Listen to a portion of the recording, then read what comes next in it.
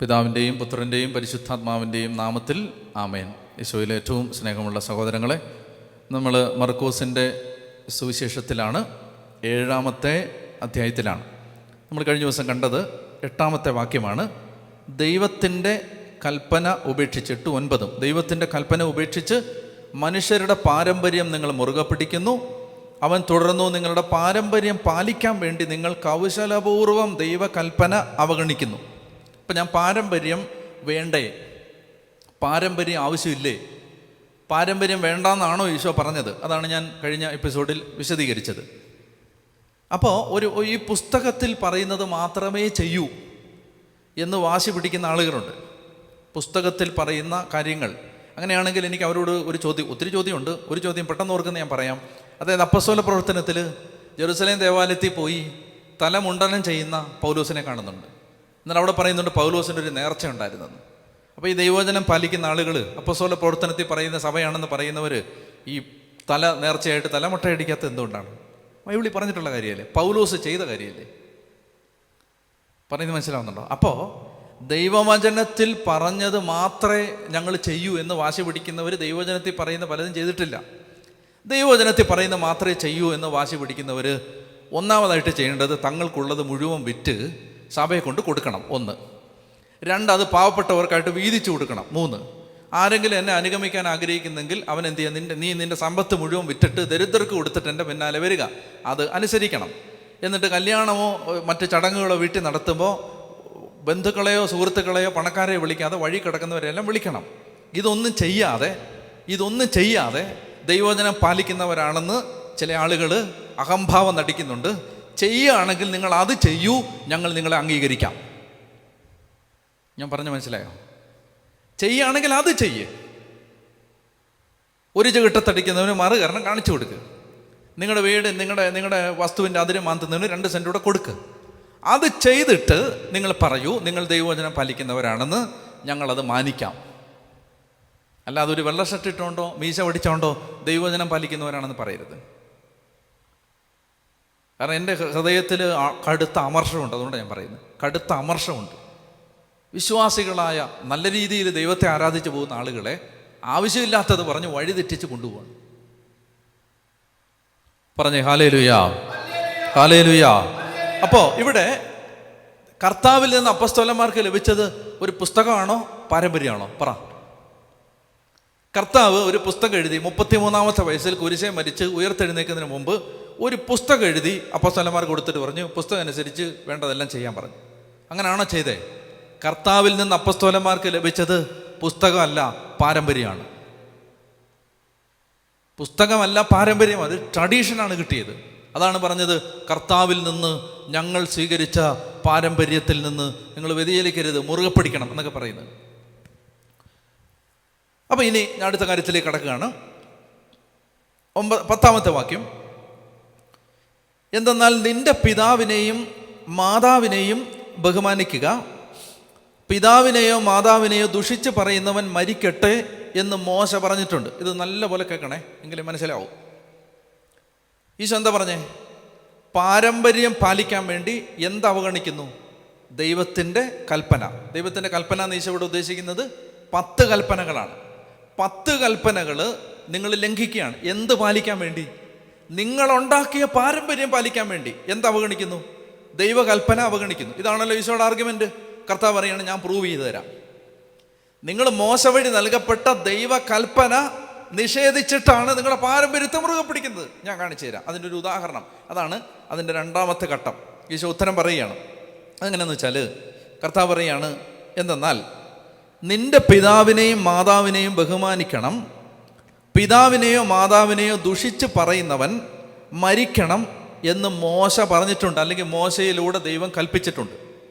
എന്നാൽ ഒരുവൻ തൻ്റെ പിതാവിനോടോ മാതാവിനോടോ നിങ്ങൾക്ക് എന്നിൽ നിന്ന് ലഭിക്കേണ്ടത് ഖുർബാൻ, അതായത് വഴിപാട് ആണ് എന്ന് പറഞ്ഞാൽ മതി എന്ന് നിങ്ങൾ പറയുന്നു. പിന്നെ പിതാവിനോ മാതാവിനോ വേണ്ടി യാതൊന്നും ചെയ്യാൻ നിങ്ങൾ അവനെ ഒരിക്കലും അനുവദിക്കുന്നില്ല. അങ്ങനെ നിങ്ങൾക്ക് ലഭിച്ച പാരമ്പര്യം വഴി ദൈവവചനം നിങ്ങൾ നിരർത്ഥകമാക്കുന്നു. ഇതുപോലെ പലതും നിങ്ങൾ ചെയ്യുന്നു. കേട്ടെ,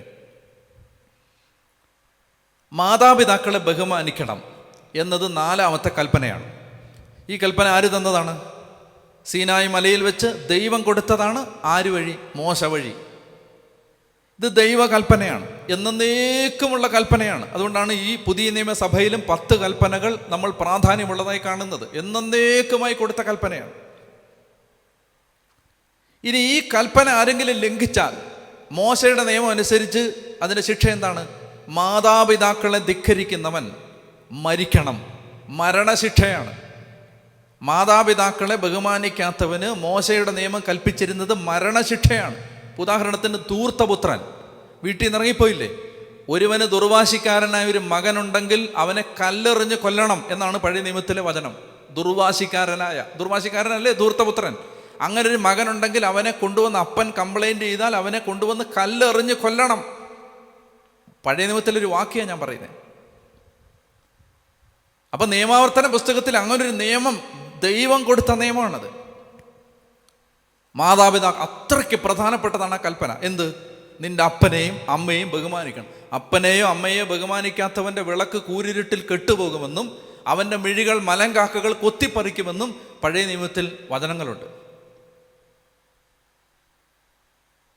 അപ്പം അത്രയും പ്രാധാന്യമുള്ള ഒരു ദൈവകൽപ്പന നിലനിൽക്കെ പരിസേര് വേറൊരു പാരമ്പര്യം ഉണ്ടാക്കി. എന്താ പാരമ്പര്യം എന്നറിയാമോ? ഒരുത്തൻ അപ്പനെ അമ്മയെ സംരക്ഷിക്കാൻ വേണ്ടി ഒരു 5 ലക്ഷം രൂപ ബാങ്കിലിട്ടെന്ന് വിചാരിച്ചോ. ഈ 5 ലക്ഷം രൂപ ഇവൻ കൊണ്ടുവന്ന് ദേവാലയ ഭണ്ഡാരത്തിൽ ഖുർബാൻ ഒരു വഴിപാടായിട്ട് കൊടുത്താൽ പരിസേര് പറയാണ്, അപ്പനെ അമ്മയെ നോക്കാൻ വെച്ചിരിക്കുന്ന പൈസ പള്ളിക്ക് കൊടുത്താൽ പിന്നെ അപ്പനെ അമ്മയെ നോക്കുക എന്ന കൽപ്പനയിൽ നിന്ന് നീ സ്വതന്ത്രനായിരിക്കുന്നു. പിന്നെ അവർക്ക് നീ മരുന്ന് വാങ്ങിച്ചു കൊടുക്കേണ്ട കാര്യമില്ല. അപ്പോൾ ഒരുത്തൻ കുറച്ച് പൈസ കൊണ്ടുവന്ന് പള്ളി ഭണ്ഡാരത്തിൽ നിക്ഷേപിച്ചിട്ട് അവൻ പറയാണ്, അപ്പ അമ്മേ, നിങ്ങൾ എന്നിൽ നിന്ന് ഇനി ഒന്നും പ്രതീക്ഷിക്കരുത്, കാരണം നിങ്ങൾക്ക് തരാനുള്ളത് ഞാൻ ഖുർബാനായിട്ട് കൊടുത്തിട്ടുണ്ട്. നിങ്ങൾ നോക്ക്, ഈ പാരമ്പര്യം വഴി, ഈ ട്രഡീഷൻ വഴി അവരെന്തിനെയാണ്, എന്തിൻ്റെ കഴുത്തിനാണ് കത്തിവെച്ചത്? ദൈവ കൽപ്പനയ്ക്ക്, ദൈവത്തിൻ്റെ വചനത്തിന്. കഥ പറയാണ്, ഇതാണ് നിങ്ങളുടെ ആർഗ്യുമെൻറ്റിൻ്റെ പ്രശ്നം. അത് അടിത്തറ വചനവിരുദ്ധമാണ്, അടിത്തറ ഇല്ലാത്തതാണ്.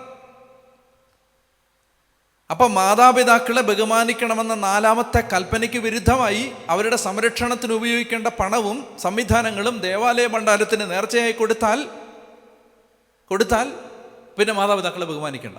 ഒരു പ്രശ്നം എന്തെന്ന് പറയട്ടെ, ഈ വീടിനകത്ത് ഒരു അരണ്ട മുറിയിൽ ഒരു കട്ടിലെ കിടക്കുന്ന അപ്പന് മരുന്ന് വാങ്ങിച്ചുകൊണ്ട് കൊടുത്താൽ തെരുവീതിയിൽ നിനക്ക് ബഹുമാനമൊന്നും കിട്ടില്ല. പക്ഷെ പള്ളിക്ക് കൊണ്ട് 5 ലക്ഷം കൊടുത്താൽ നിന്റെ പേര് വായിക്കും, എഴുതി വെക്കും. നിങ്ങൾക്ക് മനസ്സിലാവുന്നുണ്ട് ഈ ചിന്താഗതിയുടെ പൊള്ളത്തരം? മാതാപിതാക്കളെ ബഹുമാനിച്ചാൽ അത് ആരും അറിയണമെന്നില്ല. പക്ഷെ പള്ളി ഭണ്ഡാരത്തിലിട്ടാൽ, പള്ളിക്ക് കൊടുത്താൽ അത് 10 പേരറിയും. അപ്പം നിന്റെ ഇൻറ്റൻഷൻ എന്താണ്? നീ ബഹുമാനിക്കപ്പെടുക, നീ വലിയ ആളാണെന്ന് ലോകം പറയുക, നീ നല്ലവനാണെന്ന് ലോകം പറയുക. അതിനുവേണ്ടി ഉണ്ടാക്കിയ നിയമത്തിൻ്റെ ഭേദഗതികളാണിതെല്ലാം. അതുകൊണ്ടാണ് പിച്ച കൊടുത്തപ്പോൾ കാഹളം മുഴക്കിയത്, ദാനധർമ്മം ചെയ്തപ്പോൾ കാഹളം മുഴക്കിയത്. കാരണം എന്നാലേ 10 പേര് അറിയൂ. ആരെങ്കിലും അറിഞ്ഞാലല്ലേ ബഹുമാനം കിട്ടൂ. വീട്ടിലിരിക്കുന്ന വയ്യാതെ കിടക്കുന്ന അപ്പനെ അമ്മയെ നോക്കിയാൽ ആരെങ്കിലും അറിയുമോ? ആരും അറിയില്ല. അതിൻ്റെ പേര് നോട്ടീസ് അടിച്ചിറക്കാൻ പറ്റില്ല. പത്രത്തിൽ മനോരമ കൊടുക്കാൻ പറ്റുമോ? നിങ്ങൾക്ക് കൊടുക്കാൻ പറ്റുമോ?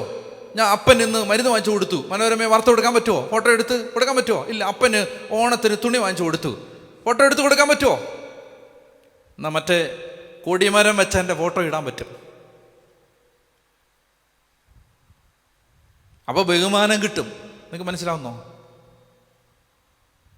അപ്പോൾ നമ്മൾ നോക്കേണ്ടത് നമുക്ക് ബഹുമാനം എന്തിൽ നിന്ന് കിട്ടുമെന്നല്ല. മനുഷ്യൻ്റെ ബഹുമാനം കിട്ടും ഇതൊക്കെ ചെയ്താൽ. ചെയ്യണ്ടെന്നുമല്ല, അതൊക്കെ ചെയ്യേണ്ട സമയത്ത് ചെയ്യണം. മനുഷ്യൻ്റെ ബഹുമാനം കിട്ടും. പക്ഷേ ദൈവത്തിൻ്റെ കൽപ്പന പാലിച്ചാൽ ദൈവം ബഹുമാനിക്കും. എന്താണ് നിങ്ങൾക്ക് വേണ്ടത്? മനുഷ്യൻ്റെ ആദരവോ ദൈവത്തിൻ്റെ ബഹുമാനമോ?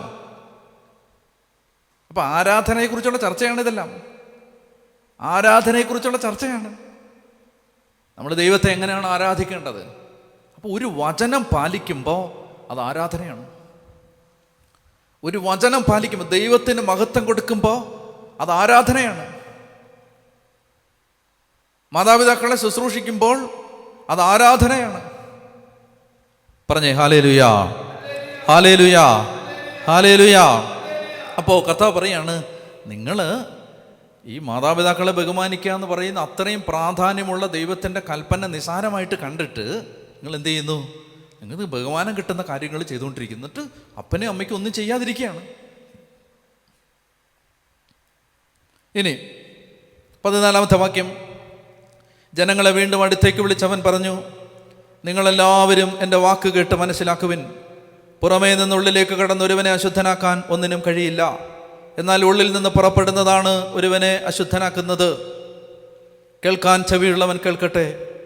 അവൻ ജനങ്ങളെ വിട്ട് ഭവനത്തിലെത്തിയപ്പോൾ ഈ ഉപമയെക്കുറിച്ച് ശിഷ്യന്മാർ അവനോട് ചോദിച്ചു. അവൻ പറഞ്ഞു, നിങ്ങളും വിവേചനാശക്തി ഇല്ലാത്തവരാണോ? പുറമേ നിന്ന് മനുഷ്യൻ്റെ ഉള്ളിൽ പ്രവേശിക്കുന്ന ഒന്നിനും അവനെ അശുദ്ധനാക്കാൻ കഴിയില്ലെന്ന് നിങ്ങൾ മനസ്സിലാക്കുന്നില്ലേ? കാരണം അവ മനുഷ്യൻ്റെ ഹൃദയത്തിൽ പ്രവേശിക്കുന്നില്ല, പിന്നെ ഉദരത്തിലേക്ക് കടക്കുകയും വിസർജിക്കപ്പെടുകയും ചെയ്യുന്നു. അങ്ങനെ എല്ലാ ഭക്ഷണ പദാർത്ഥങ്ങളും ശുദ്ധമാണെന്ന് അവൻ പ്രഖ്യാപിച്ചു. അവൻ തുടർന്നു, ഒരുവൻ്റെ ഉള്ളിൽ നിന്ന് പുറപ്പെടുന്ന കാര്യങ്ങളാണ് അവനെ അശുദ്ധനാക്കുന്നത്. വളരെ ശ്രദ്ധിച്ച് കേൾക്കേണ്ടതാണ്. ഒരുവൻ്റെ ഉള്ളിൽ നിന്ന് പുറപ്പെടുന്ന കാര്യങ്ങളാണ് അവനെ അശുദ്ധനാക്കുന്നത്.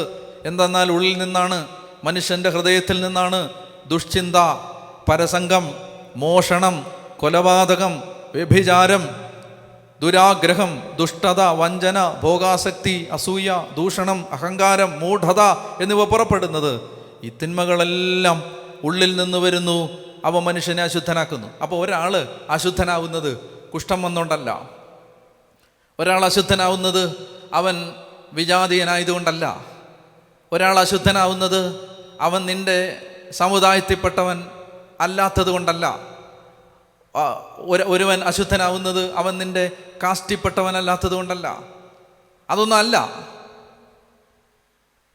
അശുദ്ധനാവുന്നത് എങ്ങനെയാണ്? ഹൃദയത്തിൽ നിന്ന് വരുന്ന കാര്യങ്ങൾ വെച്ചിട്ടാണ്. ഒരു കാര്യം വളരെ ശ്രദ്ധിച്ച് ഇവിടെ മനസ്സിലാക്കണം. ഹൃദയത്തിൽ നിന്ന് വരുന്നത് അശുദ്ധമാക്കും. അങ്ങനെ പറഞ്ഞിട്ട് ഈശോ പറഞ്ഞ ലിസ്റ്റെല്ലാം ഒന്ന് വായിച്ചേ. ദുഷ്ചിന്ത, തെറ്റായൊരു ചിന്ത മനസ്സിലുണ്ടെങ്കിൽ ആൾ ആരാണ്? വിശുദ്ധനാണോ അശുദ്ധനാണോ? അശുദ്ധനാണേ. ഓരോന്ന് നോക്കണം. പരസംഗം, മോഷണം, കൊലപാതകം, വ്യഭിചാരം, ദുരാഗ്രഹം, ഇതെല്ലാം അതിനുള്ള ആഗ്രഹവും ചിന്തയുമാണ്. അകത്ത് കിടക്കുന്ന കാര്യം പറയുന്നത്. ദുഷ്ടത, വഞ്ചന, ഭോഗാസക്തി, അസൂയ, ദൂഷണം, അഹങ്കാരം, മൂഢത, ഇതെല്ലാം ഒരാളുടെ അകത്തില്ലേ? ഈ അകത്ത് കിടക്കുന്ന ഇത് മുഴുവൻ നമ്മളെ എന്ത് ചെയ്യും? നമ്മളെ അശുദ്ധരാക്കും. ഇപ്പം നമ്മൾ സത്യം പറഞ്ഞാൽ ഇപ്പോൾ ഈ മൊമെൻറ്റിൽ ഇപ്പം നിൽക്കുമ്പോൾ പറയുന്ന ഞാനും കേൾക്കുന്ന നിങ്ങളും ആരാ? വിശുദ്ധരാണോ അശുദ്ധരാണോ? അശുദ്ധരാണ്. We are essentially and fundamentally unholy. അശുദ്ധരാണ്. വിശുദ്ധരാണെന്ന് നമ്മൾ വിചാരിക്കുക. കാരണം ഈ ലിസ്റ്റ് നോക്കൂ, ഇതിലെന്തെങ്കിലും ഒന്ന് അകത്തുണ്ടെങ്കിൽ അശുദ്ധരാണ്. അതുകൊണ്ട് വിശുദ്ധീകരണം എന്നത് വെളി വെള്ളം തളിക്കുന്നുകൊണ്ട് വരുന്നതല്ല, അകത്ത് കർത്താവ് വരുമ്പോൾ വരുന്നതാണ്. വ്യത്യാസം മനസ്സിലായോ? പുറത്ത് വെള്ളം തളിച്ചാൽ വരുന്നതല്ല വിശുദ്ധി. വിശുദ്ധീകരണം ഹൃദയത്തിൽ നിന്നാണല്ലോ ഈ സാധനം എല്ലാം വരുന്നത്. ഹൃദയത്തിൽ കർത്താവിനെ വെക്കുമ്പോഴാണ് ഒരാൾ നീതീകരിക്കപ്പെടുന്നത്, ഒരാൾ വിശുദ്ധീകരിക്കപ്പെടുന്നത്. അല്ലെങ്കിൽ ബേസിക്കലി നമ്മളെല്ലാം അശുദ്ധരാണ്. അപ്പോൾ കർത്താവിനെ ഹൃദയത്തിൽ, അപ്പം പുതിയ നിയമം വരികയാണ് ഇതിനകത്ത്. എന്താണ് പുതിയ നിയമം? ഒരാൾ വിശുദ്ധീകരിക്കപ്പെടുന്നത് ഈശോയെ ഹൃദയത്തിൽ വെക്കുമ്പോഴാണ്. കർത്താവാണ് വിശുദ്ധീകരിക്കുന്നത്, അവൻ്റെ രക്തമാണ് എല്ലാ പാപവും ശുദ്ധീകരിക്കുന്നത്. മനസ്സിലാവുന്നുണ്ടോ ഞാൻ പറയുന്നത്?